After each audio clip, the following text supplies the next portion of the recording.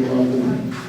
Yafuna obuzibu obwo wiiki nga 3 emabega, yali atambula n'agwa wansi n'aziika.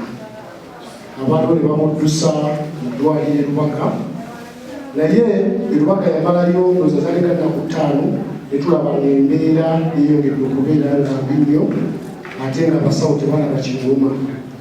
So n'agenda mu kkoma ne tutwala amagezi gonna okulaba nti tumuddusa okumugya mu ggwanga ne tumutwala paka Nairobi.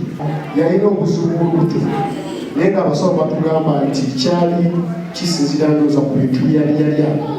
So ne bamukolako operation naye era abasawo ne batugamba nti alina okuba nga yeeyongerayo okuba nga ate afuna obujjanjabi obusinga.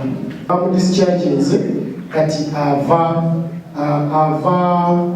waka kubanga akyali Nairobi naye ava mu nnyumba gy'alimu yalyoka agenda naye nga bamuwa recommendation alina okuba nga yeeyongerayo mu ddwaliro eddene.